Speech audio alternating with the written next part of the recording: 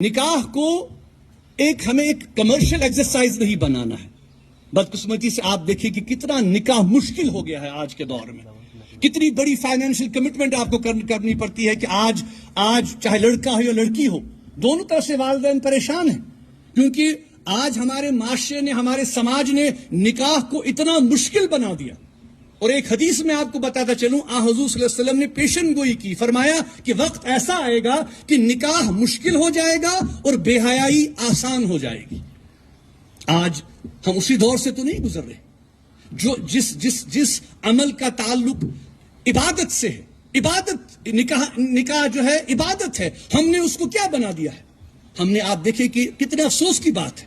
ٹھیک ہے، نکاح ایک پرائیویٹ افیئر ہے، ایک فیملی افیئر ہے.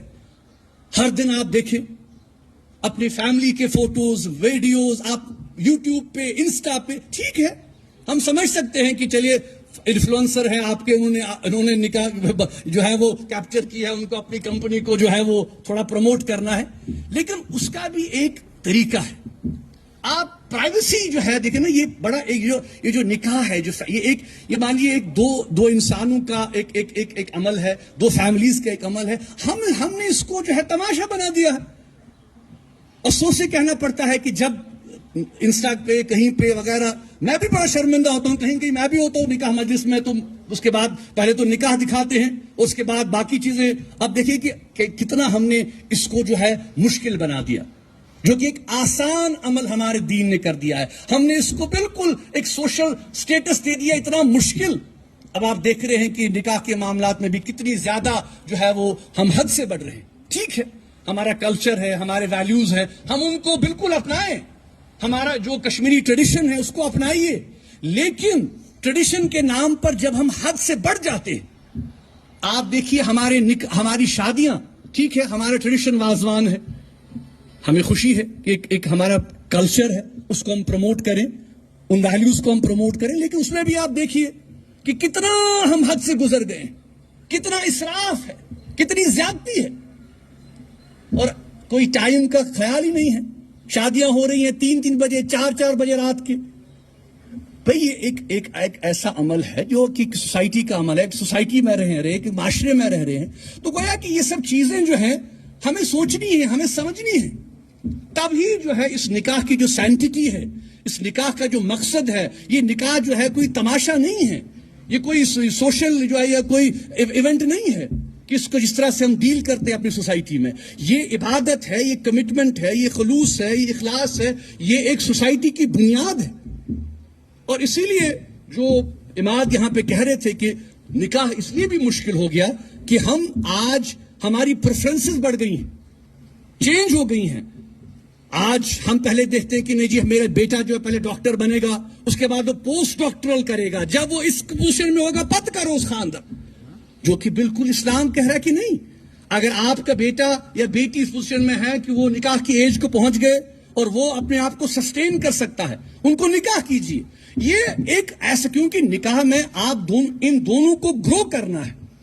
ان دونوں کو جب پہلے ہی سب چیزیں مہیا ہوں گی تو پھر کیسے یہ آگے چیلنجز کا سامنا کریں گے.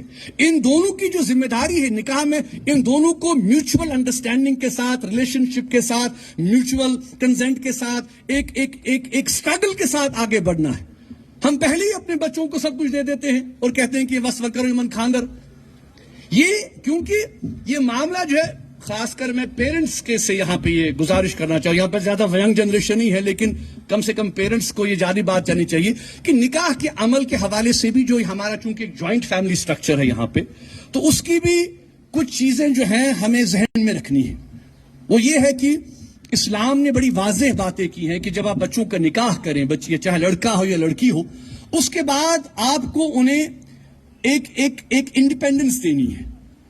آپ کو انہیں یہ حق دینا ہے ان کے معاملات وہ خود نبھائیں، اپنے معاملات کو خود ایڈریس کریں. کیونکہ ہمارے معاشرے میں یہ بھی دیکھا گیا ہے کہ بہت انڈیو جو انٹرفیئرنس ہوتی ہے، اس سے پھر رشتوں میں بڑی کڑواہٹ پیدا ہو جاتی ہے.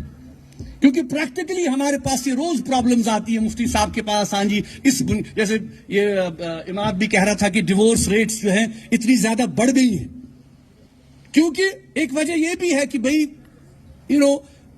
اگر نکاح ہوا تو بچوں کو آپ डिग्री ऑफ उनको अथॉरिटी दीजिए, इंडिपेंडेंस दीजिए. हाँ, एज ए पेरेंट आप मशवरा दे सकते हैं, राय दे सकते हैं, लेकिन लाजमी नहीं है कि वो आपकी राय माने, उस पर नाराज नहीं होना है. तो मैं समझता हूं कि ज्वाइंट फैमिली जो स्ट्रक्चर है उसके कुछ फायदे भी हैं डेफिनेटली, कि एक आपको एक फैमिली स्ट्रक्चर है, आपको सपोर्ट मिल रहा है, लेकिन उसमें जो कुछ लिमिटेशंस भी हैं उनका भी हमें ख्याल रखना है. तीसरी बात जो मैं ये कहना चाहूंगा वो ये है कि आज के दौर में जिस तरह से यहां पे कहा गया कि डिवोर्स रेट्स जो हैं वो बढ़ गई हैं और हमारे समाज में, हमारी सोसाइटी में टैबू हो गया है कि अगर कोई तलाक है तो तलाकशुदा औरत का या मर्द का, उसको रिश्ते बहुत कम आते हैं. देखिए, इस्लाम ने जहां पे निकाह की बात कही है, जाहिर सी बात है वहां पे तलाक की भी बात कही है, और हुजूर की हदीस भी है कि जो चीजें इस्लाम में जायज हैं उनमें सबसे ज्यादा नापसंदीदा चीज जो है मुझे वो तलाक है. लेकिन जाहिर सी बात है कि एक जब आपने कोशिशें की, कंपैटिबिलिटी नहीं हुआ तो इस्लाम ने एक रास्ता रखा है. लेकिन इस्लाम ये तरगीब हमें देता है कि निकाह के अमल में रहना है, और इसलिए बच्चों के लिए, पेरेंट्स के लिए ये जिम्मेदारी बनती है कि अपने बच्चों के जहां वो करियर की बात देखें, उनके एजुकेशन की बात देखें, उनके बाकी मामलात की बात देखें, निकाह के हवाले से भी उन्हें बड़ी जो है वो एक जिम्मेदारी का एहसास करना है. तो इसलिए मैं समझता हूं कि आज के दौर में यहां पे जो अब एक शुरुआत की है इमाद ने, जो निकाह फाहिमी